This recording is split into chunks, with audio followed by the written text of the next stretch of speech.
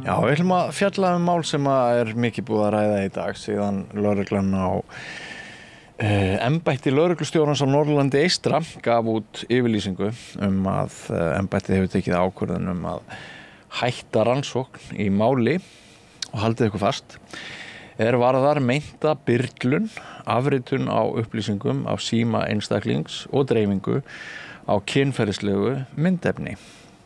Hljómar ansi krassandi. Ég skal bara henda því á borðið að persónulega hefur verið mjög ónotaleg tilfinning fyrir mig sem blaðamann að fylgjast með því í mörg ár að blaðamenn séu vændir að vera þvílíkir skítalar, að við séum að byrla fólki eitur, ræna það, séum ljúgandi og séum bara valda samfélaginu allsherjar miska. Mín reynsla af blaðamennsku hefur frekar verið svo að við blaðamenn séum heiðvirðar manneskjur að reyna að nálgast það sem að sumir kalla sannleikann með okkar vinnu og það svo sem ágætt að þessi niðurstaða orðin í máli lögreglunar þarna fyrir norðan en þvílíkt mál. Og hingað kominn Aðalsteinn Kjartansson sem að hefur lengi verið þolandi getum að sagt í þessu máli. Vertu velkomin til okkar. Takk fyrir. Hvernig líður þér akkurat núna á þessari stundu?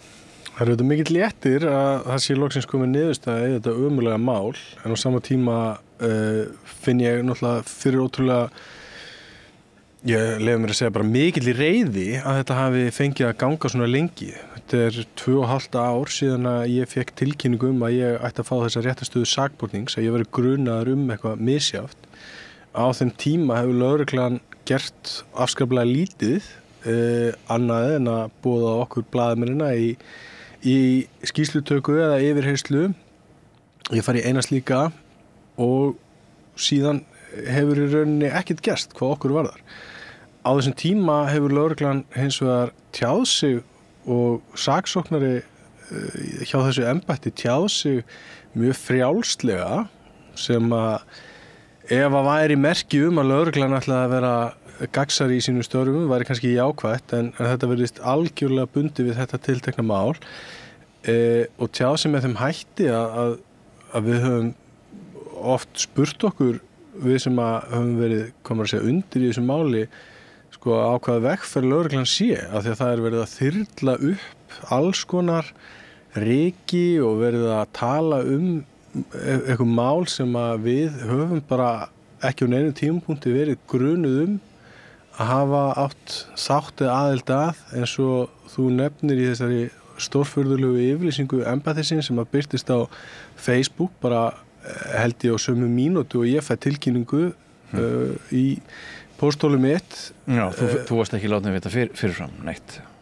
Nei, lögreglan lætur bara almenning vita á sama tíma á mig sem svo sem kannski ekkert til að kvarta yfir en þar talað að það sé búið að vera að rannsaka byrlun og dreifingu á okkur kynferðislegu efni, ekkert af þessu höfum við blaðamennirnir verið grunuð og þegar við förum í skýrslutöku þar sem að samkvæmt lögum okkur kynnt hvert sakarefnið þá einfaldlega verið að lesa upp fyrir okkur fyrirsagnir á fréttum sem við skrifum og það sem að við höfum verið grunuð er brot á friðhelgi.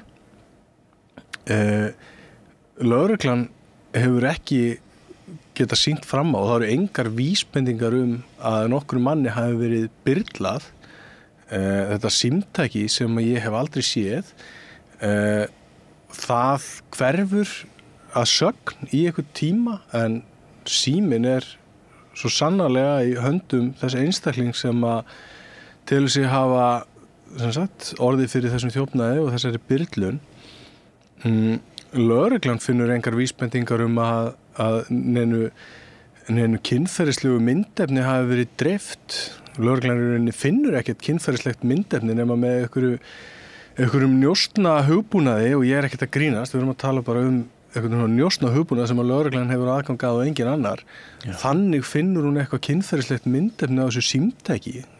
Ég og bara held ég geti fullyrt allir hinir blaðamennirnir sem að starfa á ólíkum miðlum og ég bara get náttúrulega ekki svara fyrir en ég leyfi mér að fullyrða að ekkert af okkur hafi séð neitt af þessu myndefni fyrir en að við fáum það í yfirleiti frá lögreglunni. Það sem lögreglan svo eina sem að hefur gerst sek að dreifa ykkur kynferðislegu efni. Já.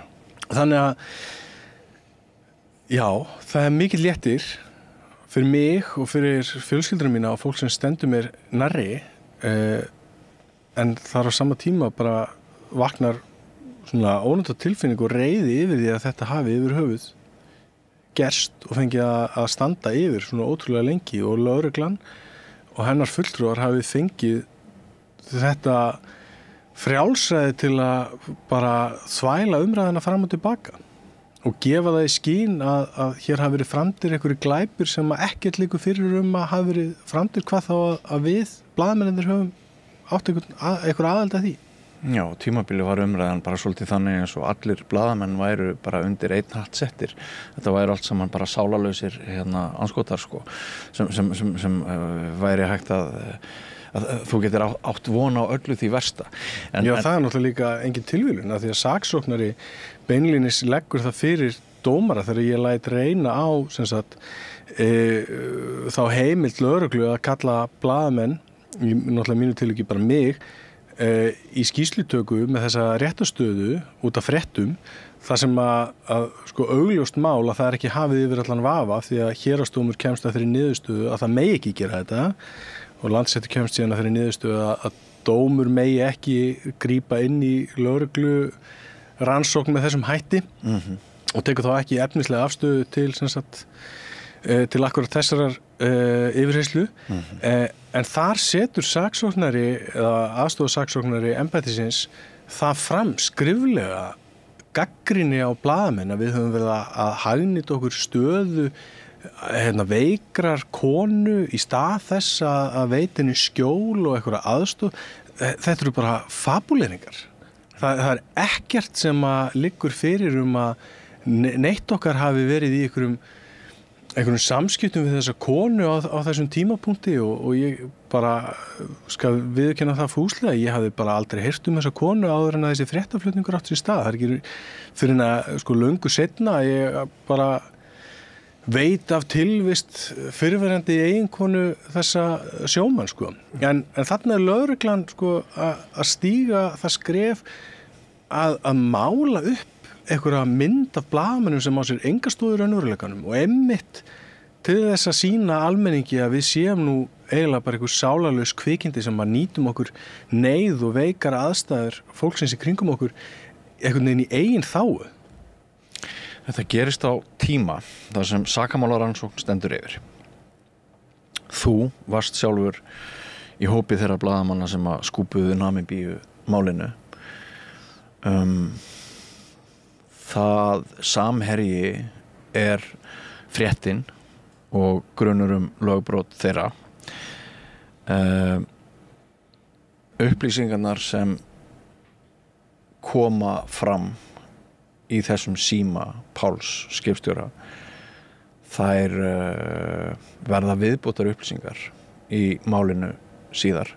Það er verið að berjast söguna, trúverðuleika sögunar. Við erum hér með rannsóknar- og dómskerfi sem er viðkvæmt fyrir umræðu. Við búum í litlu, einsleitu samfélagi þar sem margt bendir til að valdamikil öfl geti haft áhrif alla leið inn í dómstóla. Þegar þetta mál kemur upp þá er augljóslega einhvers konar slagur í gangi söguna. Hvaða sögu á að segja?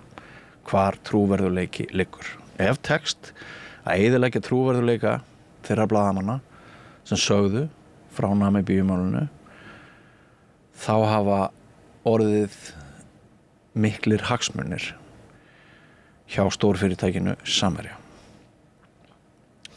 Sá sem að á þennan síma er fyrrverandi skipstjóri hjá Samherja, og ég veit ekki hvort hann er leigupenni eða hvort hann gerir þetta bara sjálfur eigin hvötum, en eiginlega allt sem hann hefur skrifað síðan Namibíumáli kemur upp, það er Samherja til varnar, og það er svona í miklu árásarskini á ykkur sem sögðu fréttina. Hvaða samhengi má lesa út úr því sem að ég er hér að impra á, og að hve miklu leyti hafa menn bara unnið sína vinnu með eðlilegum hætti síðan þið fluttið ykkar stóru frétt? Sko, það eru fjölmörg dæmi þarna sem þú nefnir og við byrjum á því sem að ég held að hafi algjörlega gleymst það er eiginlega tvennt sem hefur algjörlega gleymst í umræðu þessi mál. Það hefur aldrei verið sýnt fram á eða staðfest með nokkur einasta hætti að upplýsingarnar sem að við byggðum umfjöllunum skærulega deild Samherja á eigi uppruna sinn í þessum tiltekna farsíma.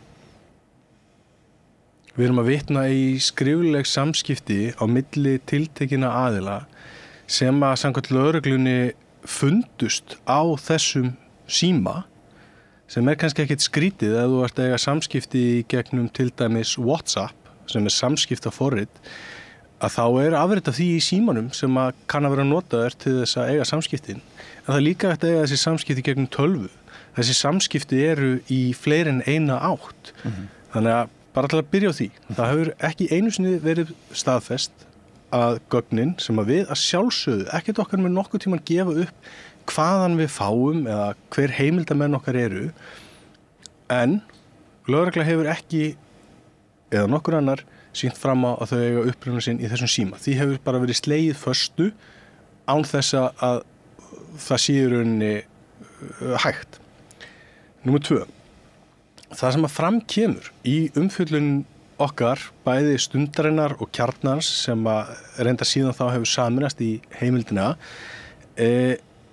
kemur fram að hópur af starfsfólki eða ráðgjöfum Samherja eða eigendum Samherja lögðu á ráðin það að kæra uppljóstrarann í Samherjamálinu, Namibíumálinu til lögreglu fyrir þjófnað í þeim tilgangi að reyna að koma í veg fyrir að viðkomandi myndi ferðast til Namibíu af ótta við handtöku til þess að bera vitni í dómsmáli sem að þegar farið af stað og það má ekki gleyma því að fyrir liggur að Samherji greiddi tilteknum áhrifamönnum, ráðherrum og mönnum tengdum þeim peninga í skiptum fyrir aðgengi að verðmætum fiskveiðikvóta eða afnota fiskveiðikvóta í Namibíu. Þetta algjörlega hafið yfir allan vafa og Samherji sem fyrirtæki og stjórnendur þess hafa ekki einu sinni reynt að telja ykkur trú að þessar greiðslur hafa ekki átt sér stað af því að það hafið yfir allan vafa. Þessar greiðslur hafa orðið til þess að fjöldi manns 10 manns, ef ég man þetta rétt akkurat núna, sitja í varðhaldi, í fangelsi í Namibíu fyrir að hafa fengið peninga frá Samherja og sæta ákæru.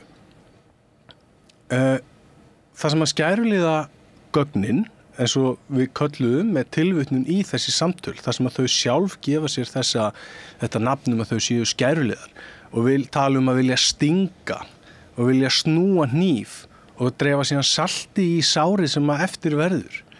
Vilja tæta í sig hina og þessa einstaklinga sem tala fyrirtækið. Þetta það sem að kemur fram í þessum fréttaflutningi og það sem að lögreglan ákveður að gera og ég geri engar athugasemdir við það að sá sem að telur á sér brotið leiti til lögreglu. Það fullkomlega eðlilegt og bara mjög eðlilegt að sá sem telur á sér brotið leiti til lögreglu og biðji aðstoð eða leiti réttarsýns eða hvað sem það En það sem að lögregla gerir að hún les þessar fréttir. Hún leitar síðan að staðfestingu á því að þetta sé nú alveg örugglega satt og rétt með því að fá símtæki þessa tiltekna manns sem að meðal annara andlag þessa fréttaflutnings en sem voru fleiri, til dæmis eins og PR ráðgjafi eða almannatengsla ráðgjafi Samherja á þessum tíma, Þorbjörn Þórðarson eða Arna McClure sem var innanúrs lögmaður Samherja, Baldvin Þorsteinsson sem nú einn af aðaleigendum Samherja í dag, fyrirverandi forstjóri Samherja. Það eru svo margir sem eru andla þessar umfjöldunar en einn af þessum einstaklingum leitar réttarsýns af því að hann telur á sig brotið, fer til lögreglu og afhendir símann og segir sjáðu, allt sem að skrifað á sér stóð í þessum samtölum hér og það sem að lögregla gerir í staðinn fyrir að fara að rannsaka það samsæri sem að sannarlega átti sér stað að reyna að koma í veg fyrir að lykilvitni og uppljóstrari í stærsta spillingar og mútumáli sem hefur komið til rannsóknar bæði í Namibíu og á Íslandi beri vitni fyrir dómstólum, að þá ákveður lögreglan að velta því fyrir sér hvernig við gátum nú komist að þessu. Og svo tekur við einhver ótrúleg vegferð þar sem að lögreglan gefur sér alls konar staðreyndir sem ekki standast neina skoðun og fer af stað í rannsókn á atburðum sem að enginn kærir, sem að engar vísbendingar eru að hafi átt sér stað, dreifir sjálf myndefni, einhver kynferðislegu myndefni í gegnum rannsóknargögn sem að fyrir liggur að hefur farið víða og ekki frá blaðamönnunum sem hafa verið til rannsóknar, heldur frá þeim sem að eiga aðild sem meintir þolendur. Þetta rannsóknarefni hefur farið víða. Þannig að það er svo ótrúlega margt í þessu, Björn, sem bara er svo skrítið og maður spyr sig hver tilgangurinn er. Það er ekkert augljóst í því, en það fást að sjálfsögðu einhverjar vísbendingar þegar maður rýnir í orð þeirra sem aðild eiga að þessu. Ég nefndi hérna á dómsmál sem að ég höfðaði til að fá úr því skorið, hvort að lögreglan mætti yfir höfuð kalla okkur blaðamennina sem að höfum skrifað þetta fréttir til yfirheyrslu, og í dómsal þar segir aðstoðarsaksóknarinn hjá embættinu fyrir norðan að hann ætli ekki að láta blaðamenn komast upp með þetta. Já. Þannig að það er erfitt að segja hvað býr að baki, en það eru alls konar vísbendingar að það sé eitthvað annað heldur en sannleiksást, sko. Ein spurningin er náttúrulega hvort Samherji er með lögguna fyrir norðan í vasanum. Já, ég held að það sé nú kannski alltaf langt gengið með að orða það þannig að eitthvað sé með löggun í vasanum. Löggan er líka sem betur fer alltaf svona, hvað maður að segja, stórt batteri að því leiti að það er náttúrulega fullt af lögreglumönnum og konum sem að starfa fyrir löggunni, já, og lögfræðingum og hinum á þessum sem að starfa í löggunni bara og gera það af heilindum. Hver ræður för þarna, það er náttúrulega kannski pínu erfitt að segja. Þetta mál flakkaði á milli lögreglumanna þessi 3 ár sem það var til rannsóknar, þó við höfum bara verið með rétta stöðu þarna í 2,5 ár. Það eru það bil 3 ár síðan að rannsóknin á því hófst. Og sko ég held að við förum bara bökkum aðeins og skoðum sko heildamyndina og eða stærri mynd, ekki bara þetta tiltekna mál. Á Íslandi þá hefur svona, þetta er ekki eins og í amerískum bíómyndum, þar sem að mútugreiðslur eða einhver áhrifakaup eiga sér stað með því að einhver rétti brúnt umslag með fullt af peningum. Hér á Íslandi höfum við fjölmörg dæmi það að fólk velji sjálft að gera einhverjum sem hefur mikil áhrif eitthvað að greiða eða velji þá leið sem að hendar eitthvað sem hefur mikil áhrif eða ítök. Þetta höfum bara fjölmörg dæmi og ég þykist vita þessum bókaleiðinni sem fjallar þessi mál á Íslandi. Þannig að ég er ekki tilbúin að segja að lögreglan sé í vasa Samherja eða eitthvað slíkt. En það er spurning sem við verðum að spyrja okkur í þessu, og þú svarar þessu hérna, finnst mér mjög diplomatískt og af skynsemi. Fyrirliggur að einhverjir í lögreglunni fyrir norðan, þeir fyrirlíta sjálfstæða blaðamennsku? Þeir allavega elskan ekki. Og svo líka, eins og ég nefndi, þá þetta er einhverju leyti barátta söguna. Þetta er barátta hvaða saga er sögð. Þetta er barátta viðhorf, og meðan fyrirtæki í fullur rekstri hefur mjög mikla hagsmuni af því að í rauninni viðskiptavildin sé góð og bara okkur líki vel við fyrirtæki á meðan við bíðum dóms. Og það virðist vera mjög margt sem að blanda saman í þessu máli. Má ekki fullyrða sem svo.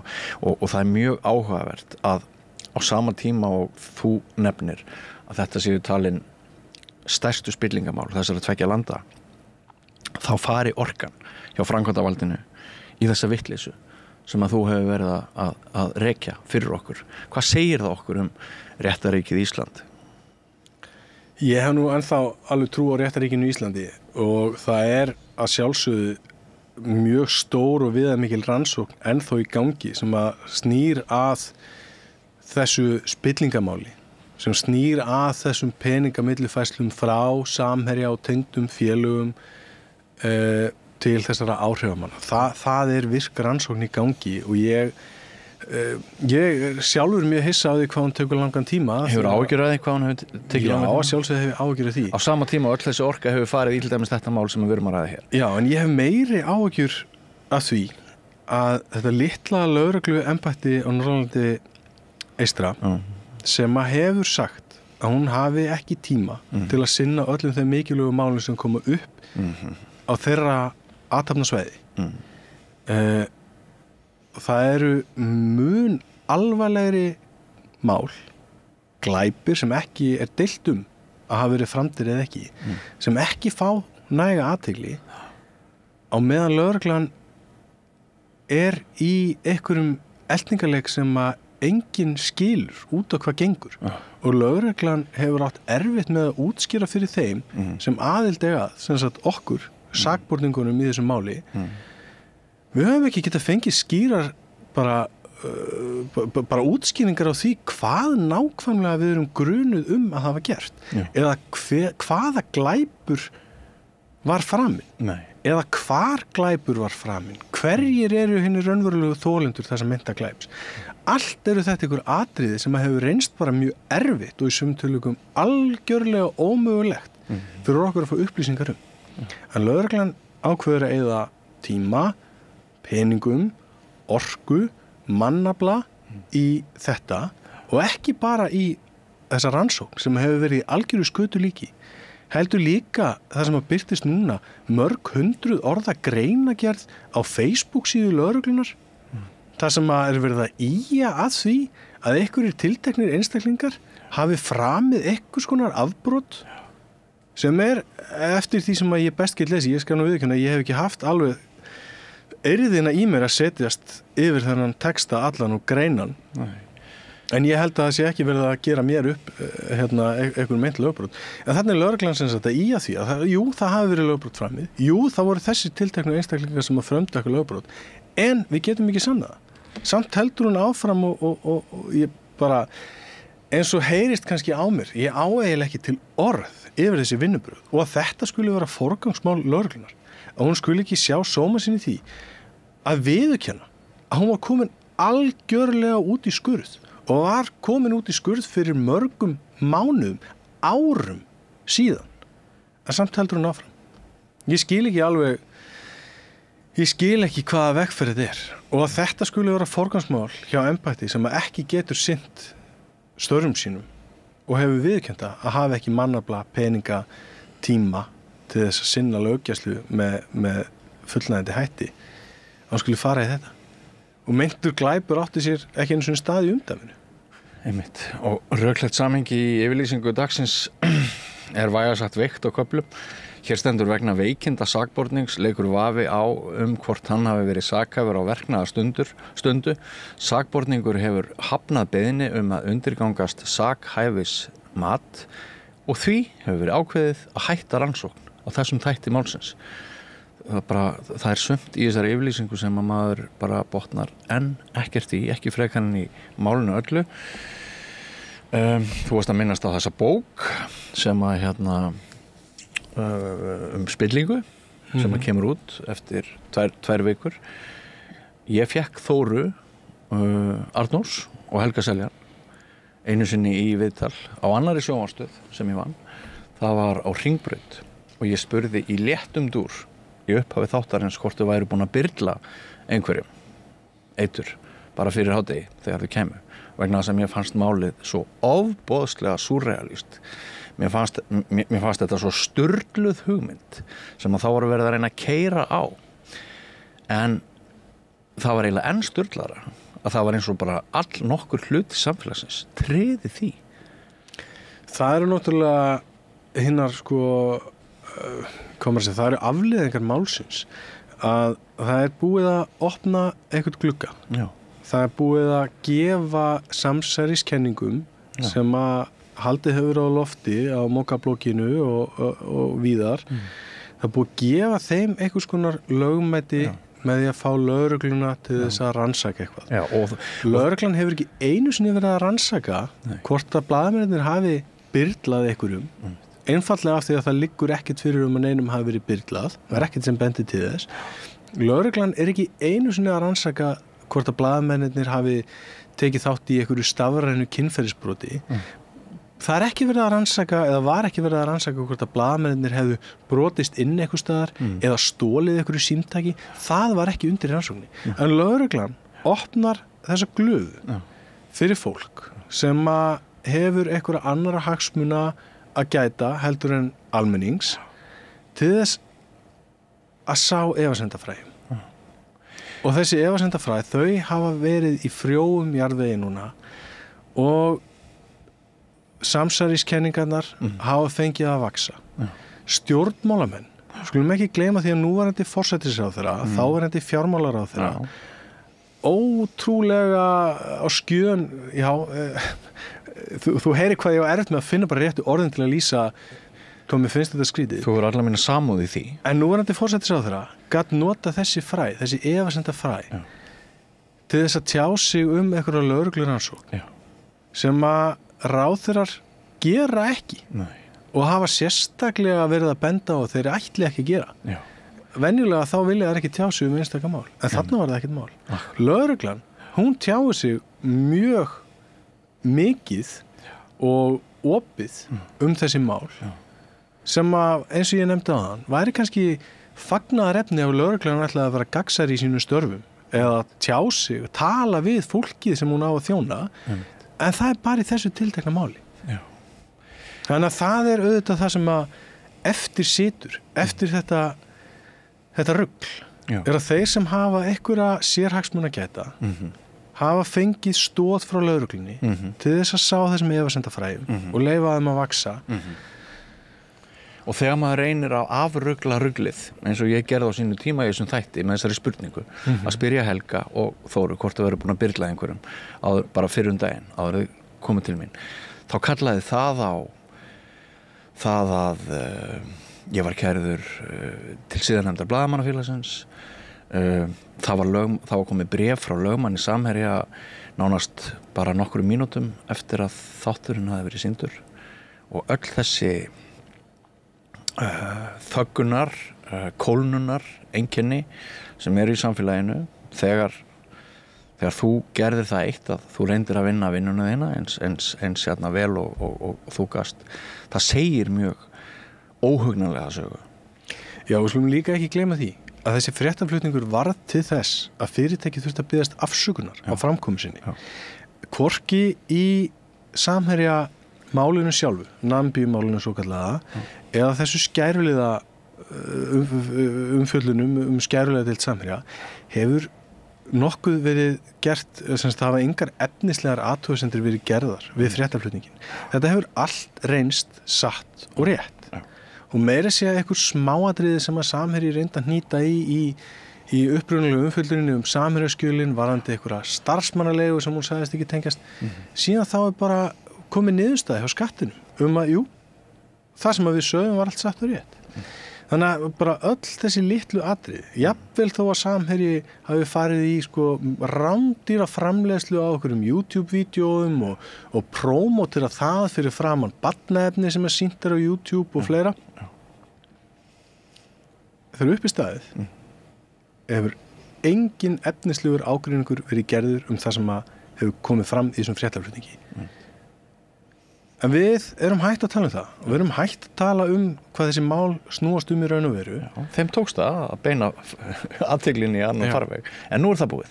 Já, ég veistu þetta mál kannski búið. Já, það kemur nýtt. Það kemur bara eitthvað annað. Það er það sem ég er búin að læra á þessum bráðum 5 árum frá því að við sögðum þessa fyrstu frétt. Þetta held ég bara eitthvað sem að ég þarf að lifa með og við sem að höfum verið að fjalla þetta. Og við þurfum öll að vera vakandi fyrir þessu sem þú segir núna. Bara bíðum eftir næsta máli en munum að það er aðferð, það er taktík frekar en að það er að hérna hringla í okkar hugum. Ætlaði kom ekki bara lögfræði bréf eftir þennan þátt? Það er bara mjög líklegt. En maður verður samt að halda áfram. Að tjá sig, tala, benda á það sem að hérna afvega fer. Það verður að hafa það þótt að séu endalausar hótanir málsóknir og annað. Við getum ekki lippast hér, Aðalsteinn. Og þú hefur ekki lippast og þakka þér kærlega fyrir komuna. Ég veit að þú ert að núna hlaupa og ná í barn- og leikskóla eða eitthvað svoleiðis. En ég ætla bara að óska þér til hamingju með daginn. Ég skil að þú sért reiður. Ég skil líka að þú eigir von á einhverju fleira, en léttirinn þú ert samt og þín áhöfn, þeir eru sigurvegara dags í dag í þessu máli. Takk fyrir mig. Og þá förum við yfir í Allt aðra sálma. Samstöðin er í eigu hlustenda, áhorfenda og lesenda.